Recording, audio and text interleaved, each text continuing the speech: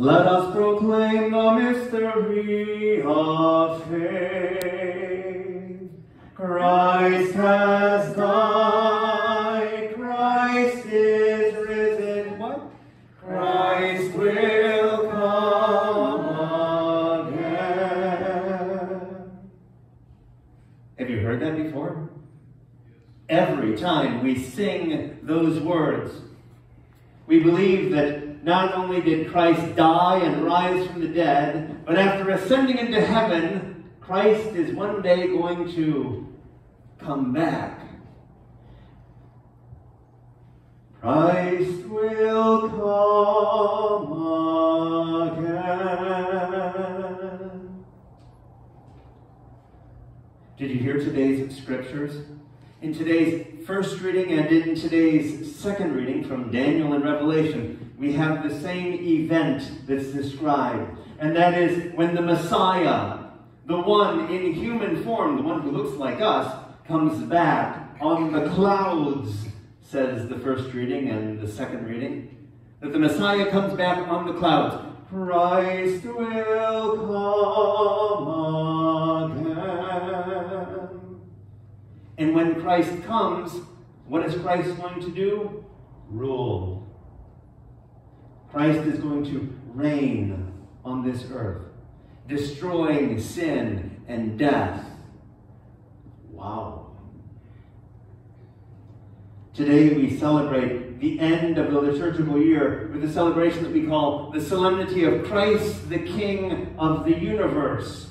We acknowledge that Christ is the King of the universe, the King of the world. But I suspect the question for every one of us here is Christ also the King of your heart? Does Christ really have any power in your life? Or is Christ something that you tend to hide from others? The story is told of the King of Timbuktu. We all know where Timbuktu is? I don't know where Timbuktu is. Mm-hmm. But I'm understanding that when Timbuktu was just a village of grass huts, the king of Timbuktu wanted to create various thrones for his son, so that when his son became king, his son could choose which throne he wanted as king. Pretty cool, huh? So the king of Timbuktu had a lovely ivory throne carved. And since his son wasn't yet king, he put it into one of the grass huts so that his son might be able to choose that throne one day. And then the king of Timbuktu had a throne made of gold. Oh, it was such a lovely throne. And since his son wasn't yet king, they put the gold throne in the grass hut with the ivory throne. And so that his son could choose his own throne, he had a third throne made of diamonds. Imagine that. He had this lovely throne made of diamonds that he put in the same grass hut along with the ivory throne and the gold throne, and now his son had 3 thrones that he could choose from when he became king. How cool is that? But then, one day, lightning struck that hut in Timbuktu that contained the 3 thrones, and it burned to the ground. And when the villagers came to look for the thrones, they could not find them amid the destruction that had occurred. And the moral of this story is, those who live in grass houses should not stow thrones. Oh my God. Those who live in grass houses should not stow thrones. I'm sorry, that was kind.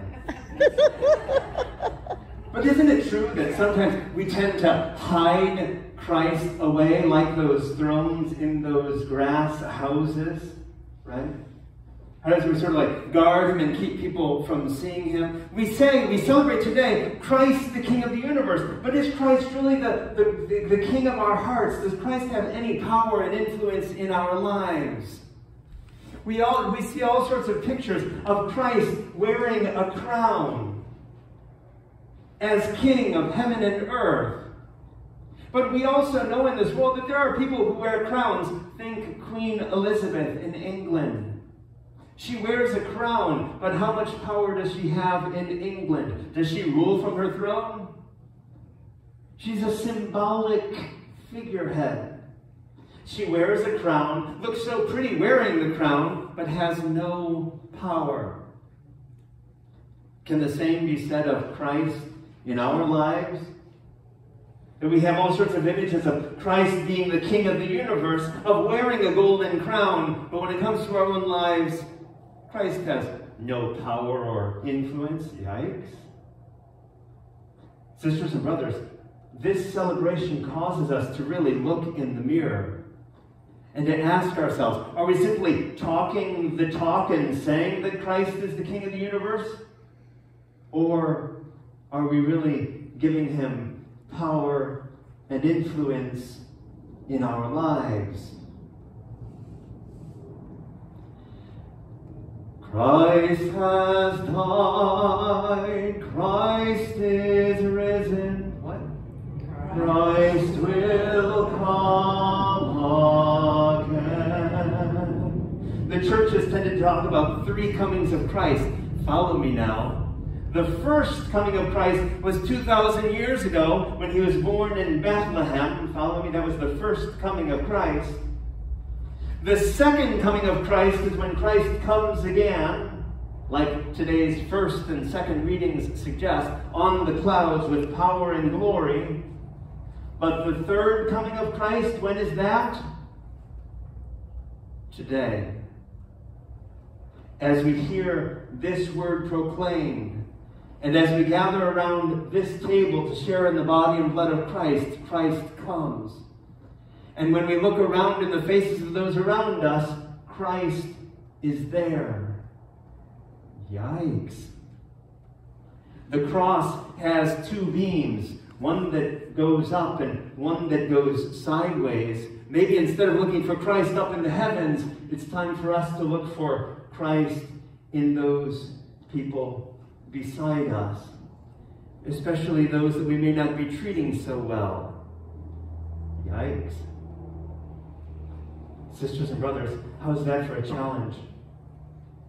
Christ will come again, yes, at the end of time, but Christ comes again today in the word proclaimed, in the bread and the wine that we share, but also in the faces of those around us. Let us acknowledge and serve the presence of Christ the King in those we meet this week. Let us serve the Word made flesh. Let us serve Emmanuel, God with us.